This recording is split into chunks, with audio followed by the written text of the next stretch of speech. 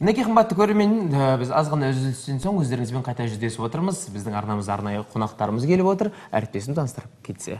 Біздің студиямызда Исламбек Шынтас, 33-ші мектептің оқушысы, және Темірлан Есенов, 55-ші мектептің оқушысы, және Еркін Тобылбаев, 53-ші мектептің ұстазы, және Әділет пікірталас орталығының жетекшісі. Қош келдіңіздер. Қош келдіңіздер. Өткен кеткен мереке құтты болсын. Шынымен құттықтаймыз. Жалпы біздің студиямызды жарқыратып өзінің сәнін қосып тұрған мына кубок, бұл кубок бір ерекше жеңімпазға ғана берілетін кубоккен көрініп тұр. Өткені алып үлкен.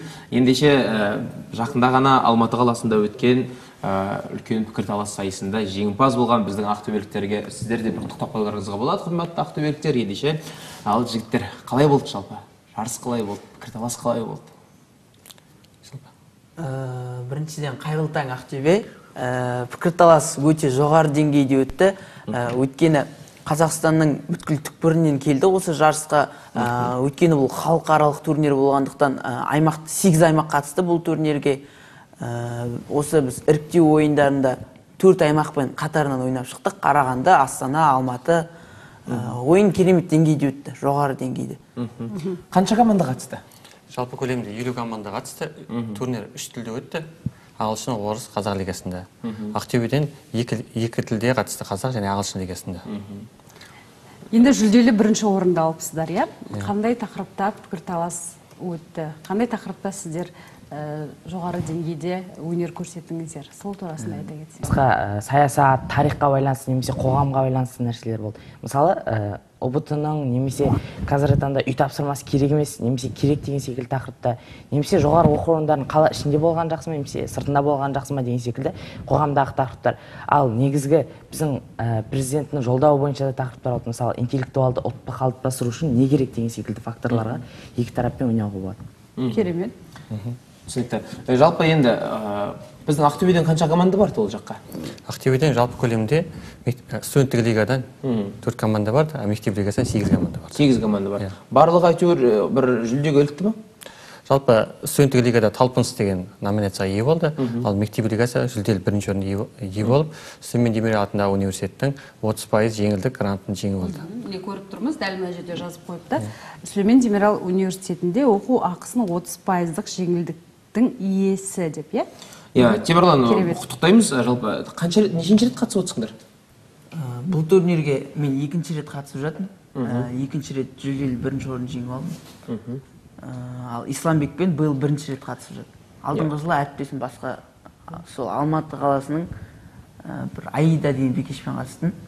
Сол жылы сол бикешпен орын алдым, осы жылы Исламбекпен алдым. Қалай, Исламбектің аяқ алысы қалай? Исламбек керемет. Керемет па? Енді бүгінгі біздің қозғап отырған тақырыбымыз жөнінде бір-екі ауыз сұрақ қойып кетсек, кітап оқисыздар ма жалпы? Қандай кітаптар оқисыздар? Қандай жанрларды оқисыздар?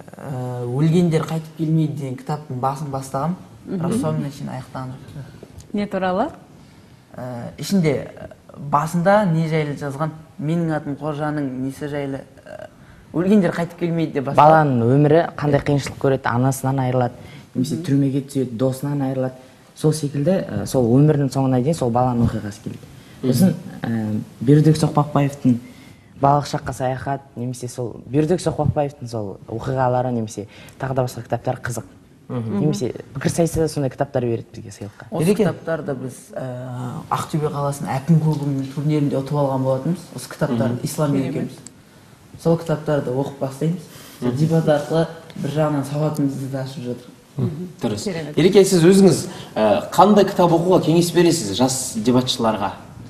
Жас дебатшылар ең бірінші кезекте қазіргі таңда әдеби шығармаларды көп оқыған дұрыс деп бастаймын. Себебі кітаптың ең атасы Абай жолы деймін. Абай жолдан бастаса, ол тұнған тарих, тұнған философия, тұнған аңыз, керемет өрнектермен көрсетілген, және де екінші айтып кететін мәселе Сәбит Мұқановтың Ботагөз романы осы. Өзіңіздің сүйікті кітаптарыңыз осы кітап болып табылады. Енді пікір сайыс деп жатырмыз ғой, осы жалпы клубтың жұмысы туралы айта кетсеңіз, мақсаты қандай, қанша бала қатысады осы клубтың жұмысына? Жалпы Ақтөбеде мектеп лигасы бойынша 37 мектепте клуб бар. Осы әр клуб осы өзінің жеке дара жұмыс жасайды. Осы клубтардың басты мақсаты Ақтөбе қаласының жас буыны арасында пікірсайыс қозғалысын дамыту, жастарды одан шығару. Қазіргі таңда көптеген оқу орындарында бізге осы грант егер атану жөнінде турнирлер ұсыныс түсіп жатыр.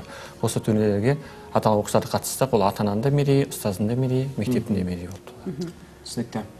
Жалпы мақсат қандай жалпы? Осы дебатқа келгеннен кейінгі енді бұйыртса мен осымен бір жетістікке жетем, және бұл маған пайдасы, алдағы таңдайтын мамандығыма маған осындай пайдасын тигізеді деп ойлаймыз дейтіндей. Дебатқа келу, біріншіден лидер болу өз ортаңның. Осы қазір міне 30% жеңілдік жеңіп алғандай, болашақта әлі 2 жылым бар, 11 бітіргенше. Осы дебатпен әрі қарай айналысып, бұйырса 100% грант жеңіп алып, осы дебаттың арқасында Қазақстанның керемет деген жоғары оқу орындарында оқимыз деген арман бар. Қызығушылық қалай ашылды пікірталасқа деген? Жоқ әлде еркін ағайларыңыз мәжбүрледі ме осыған? Жоқ, қызығушылық негізі әрбір клубта өзінің нелері бар да, адамдары бар. Немесе сол адамдар тарттыратын адамдар бар. Сондай секілді. Біз ең бірінші пікірсайысқа клубтар арқылы келдік. Әр мектепте клуб бар деген секілді. Бізді сол мектептің адамдар тарта бастады, жетекші тарта бастады.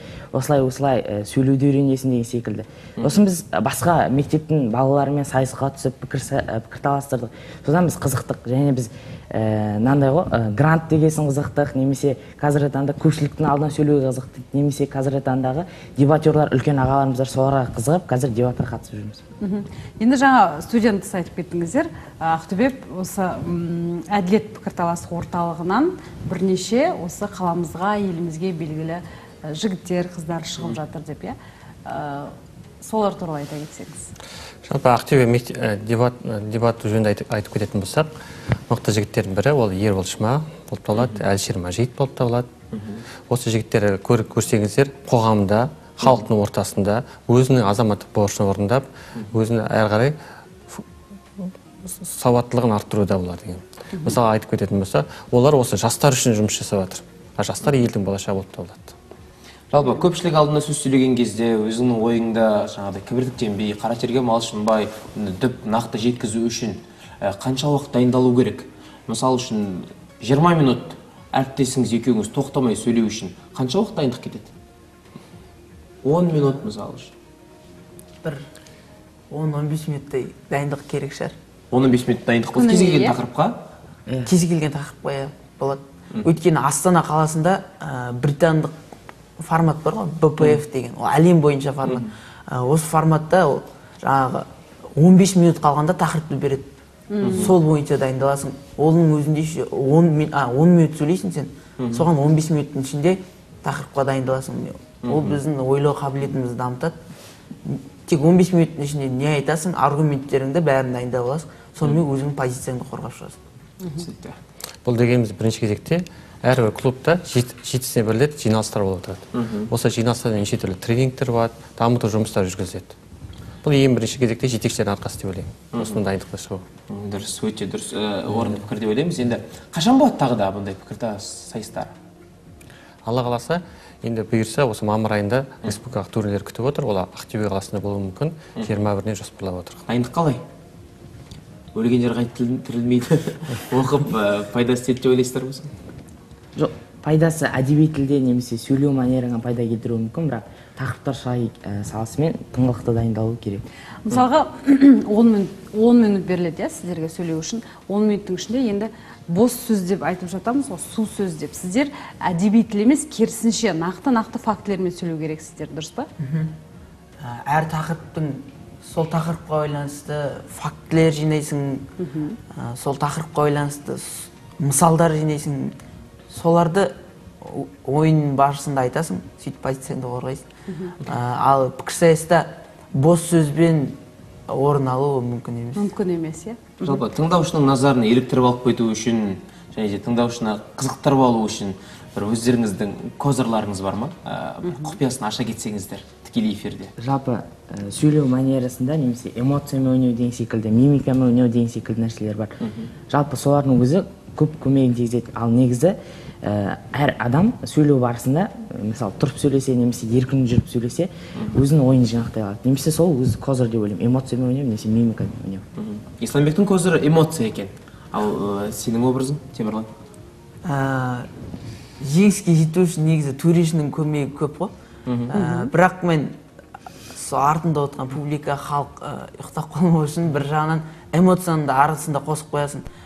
Бірақ өзіңнің негізгі ойыңды төрешіге эмоциясыз да былай жеткізесің. Ол ойынға қарай ғой.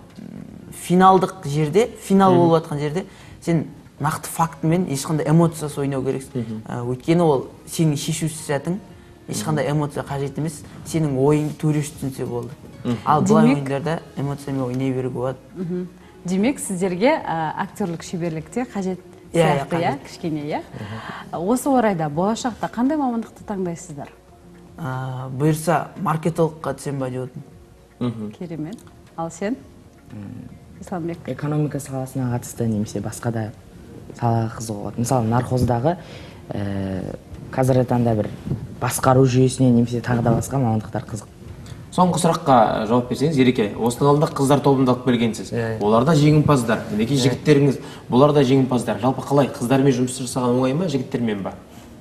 Негізі қазіргі таңда біз Қазақстан Республикасы гендерлік саясат ұстанымға ие болғандықтан бұл жерде екеуінің арасында бәсеке туғызсақ, белгілі бір жетістікке жетеміз деп ойлаймын. Себебі ер мен әйел Қазақстан Республикасында бірдей құқықты болып табылады.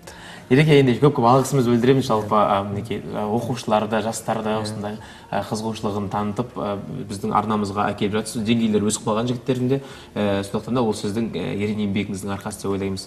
Ендеше қымбатты көрермендер, біз өздеріңізбен, қонағымызбен қоштасқанмен өздеріңізбен қоштаспаймыз. Алда бізде жарнама, сонан соң ақпараттар топтамасы өздеріңізбен әңгімемізді жалғастыратын боламыз.